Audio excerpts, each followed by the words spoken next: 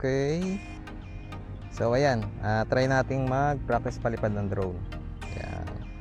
So medyo laging maulan ngayon, mga araw, kaya hindi tayo nakapagpalipad. So technically, pangalawa pa lang natin itong palipad dito sa labas. Set up muna natin.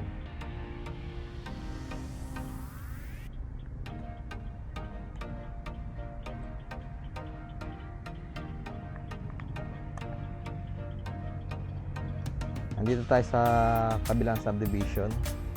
So dito kasi may open area o open field. So kaya medyo mas okay magpalipad dito.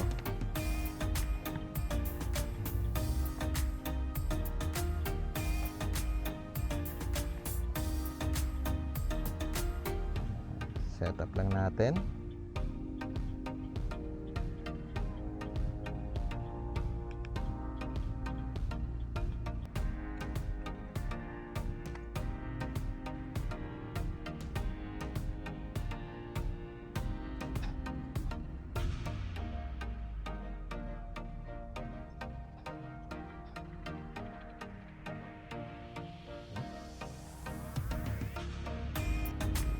Hintayin lang natin siya makakonect sa ano.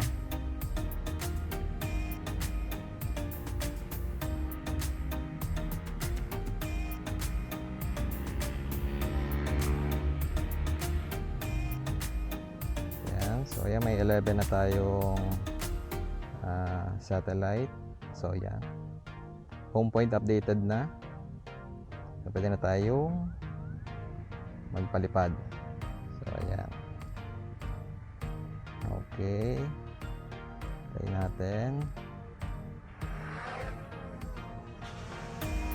So ayan. So lumilipad na siya. So ayun. Ito tayo dito sa may parte dito.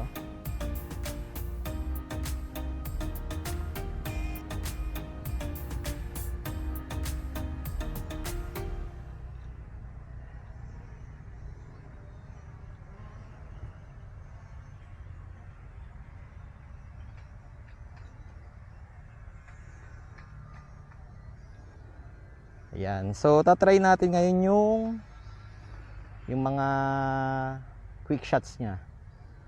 Ayan. So parahin muna natin, pababain muna natin. Okay. So try natin yung quick shots. For example, ito. Dito natin siya pesto.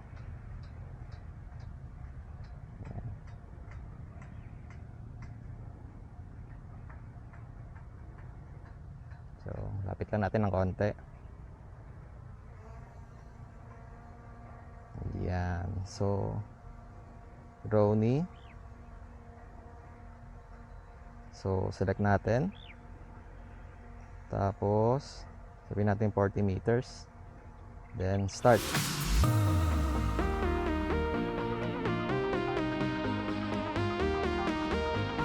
ayan siya. So, lipad siya ng 40 meters. So, ayun yung drone. So, after ng mag-drone,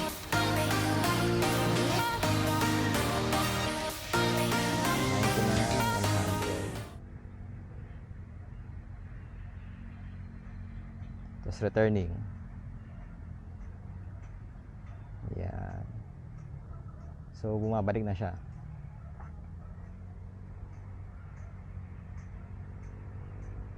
Yan.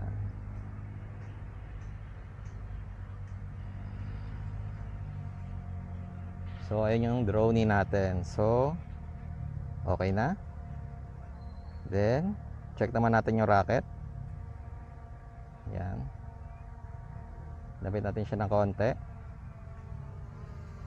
Then start. Rocket. Ay, sorry. Sighted. Yan.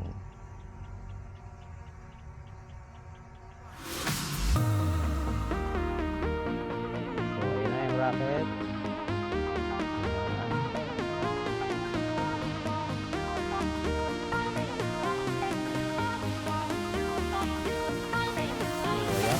pataas na siya.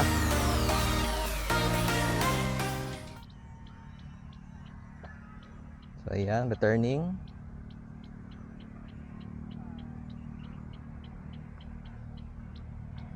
Okay, okay. Ang bilis. Okay, stop. Okay, ayos naman yung kanyang return. Yan. So after ng drone, try natin palayuin ng konti para makapag-circle naman siya ng medyo malawak-lawak. Yan. Tapos natin yung gimbal. Yan. Tapos circle. Then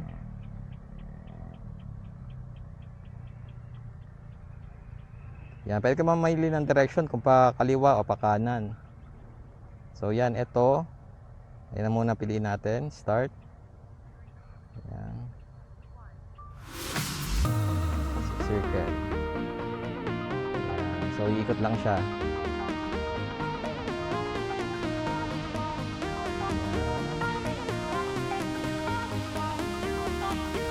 Aware lang dapat kayo sa position ng drone ninyo at saka yung mga obstacle sa paligid. Yan. Okay, so tapos na siya. So palapitin natin naman ng konti. Yan.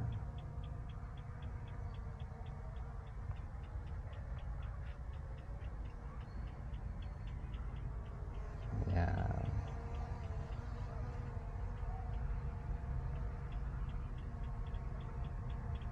So yan. So next naman na i-try natin is yung helix.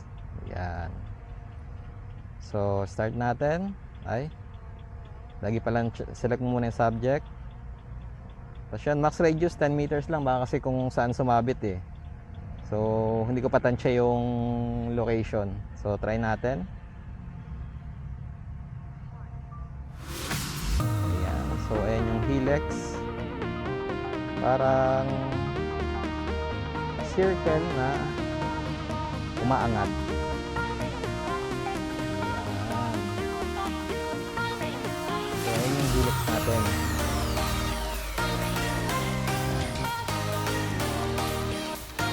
Helix. So umangat nga siya. Medyo mataas lang yung tracking sa atin. Ayan, returning. Ayan. Tapos next na natin yung last one is yung boomerang. Ayan.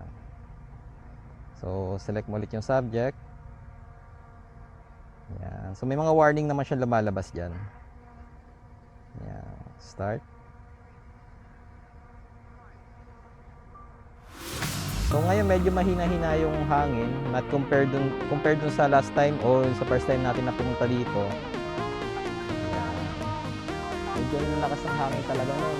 So nadadala yung drone natin.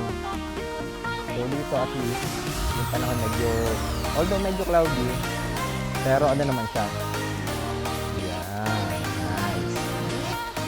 Medyo banayad lang yung hangin. So kaya hindi nakakatakot at palipad.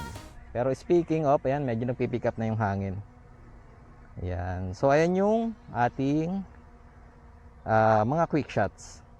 Ayan. Okay, try naman natin yung mga control. So practice na lang muna ako. Ayan. First drone ko to, so talagang halos wala pa akong alam. Kaya yan, so medyo doon lang tayo sa safe. Okay. By the way, yung settings nito, return to home ko is naka 120 meters. Tapos yung max altitude ko naka 120 meters din lang.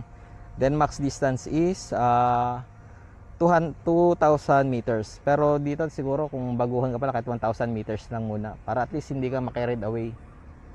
Yan. Lalo dito sa location ko, kaya hindi rin ako magpapalayo dito. Kasi maraming mga power lines. Yan. So ayan. So try nating pataasin.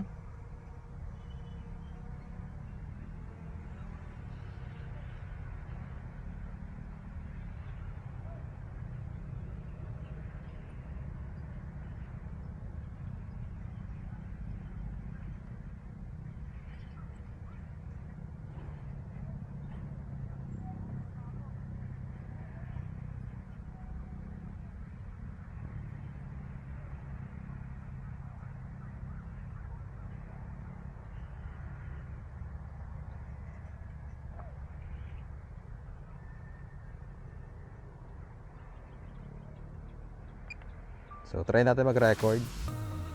Yan. So hindi pa kataasan, nasa 29 meters pa lang yung ano natin, yung ating altitude. Yan. Tapos naka-normal lang tayo. Yan. Ito yung location ko ngayon. Yan. So medyo may parang ulan doon sa parte na yon. Kaya minamadali ko na para at least hindi tayo abutan ng ulan. Since practice sa flight ko lang naman to. So ayun, yung maraming bubong na yon, yan. Diyan ako nakatira. Yan yung subdivision natin. Yan. Kaya natin pataasin pa. Yan.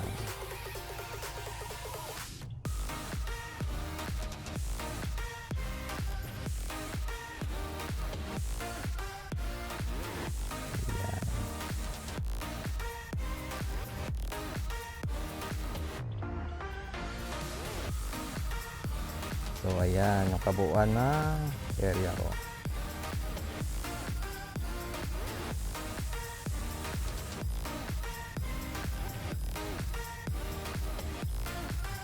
Ayan.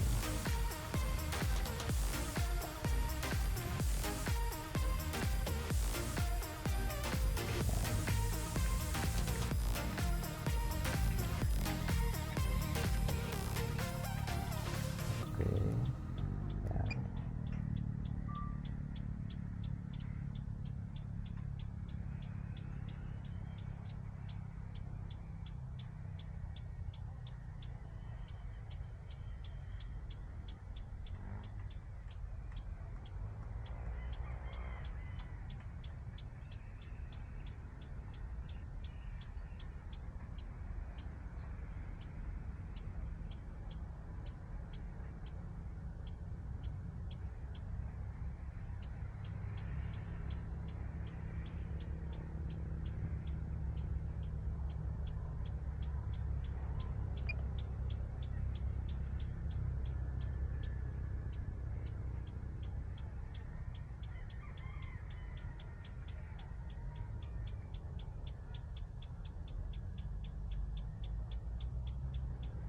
Try natin yan sa mga photos.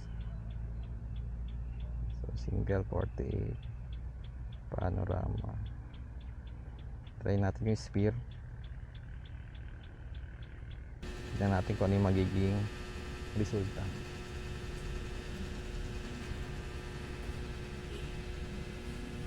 So ayun siya, kita ko pa naman. Kita ko pa naman yung drone natin. Ayan.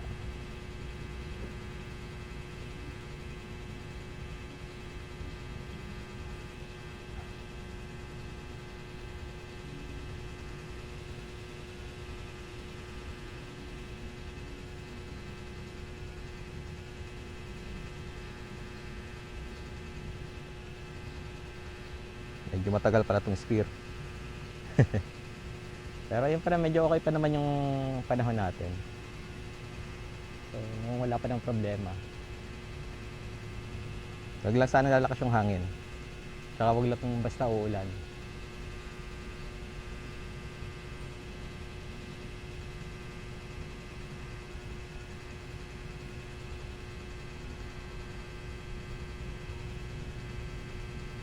Okay, so 100%. Ayan, so try natin itong 180.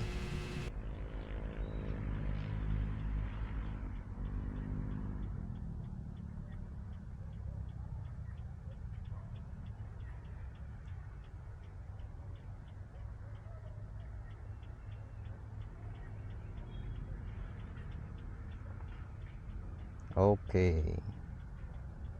So ikot tayo. So naman natin i-picture yung sa may subdivision namin.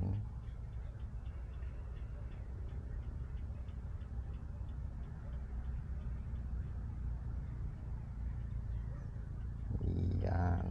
So start natin.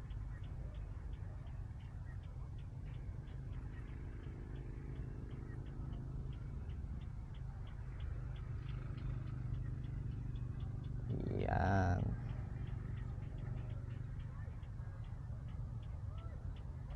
Okay. Try natin yung wide angle.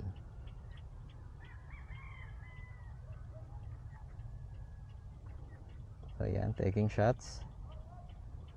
So may percentage naman dyan na naka-display kung kung ilang percent na yung nakukuhanan niya. Iyan. Tapos kuhanan natin ng isang photo lang na single na 48 megapixel. Yan.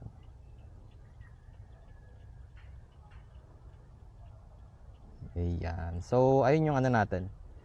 Ayun yung mga quick shots at saka photos option.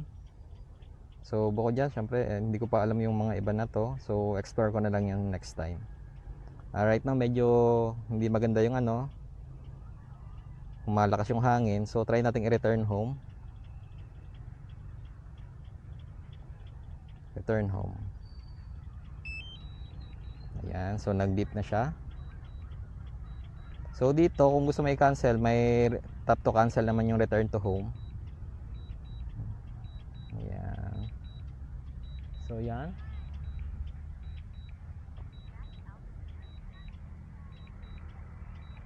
So yan, since naka 120 yung sinet ko ng return to home, yan, nag max altitude siya. Pero yan, pwede nyo naman iset dyan. Yan. Tapos nasa na siya? Ayun. So pababa na siya. So Yan. pababa na siya dito.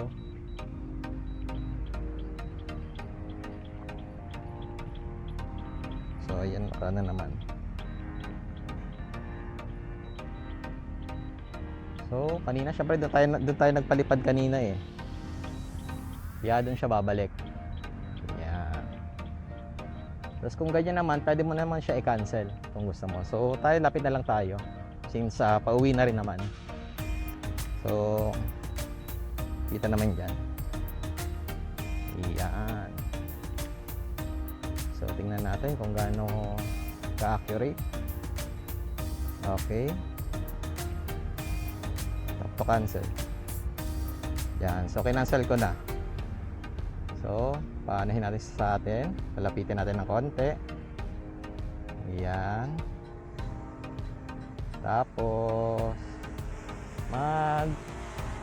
Handa na tayo. okay. So ayun, nakapaghanda na tayo. Yan. Hand landing. Catch landing. So kung ano man yung term ninyo. So ayun na siya. Yan. So second time natin napaliparin yung drone natin sa labas. Yan. Although kasi nag-test na rin tayo kasi sa indoor. Yan. So okay siya. So meron pa siya natitirang ilang percent na battery, 42. So matagal-tagal pa naman bago malabat. Pero ayun nga, since kung mapapansin niyo naman, medyo mukhang uulan dito sa may kaulapan na to. Saka dito, yung wind papunta dito eh. So baka tayo abutan nito, kaya pack up na muna tayo. Yan.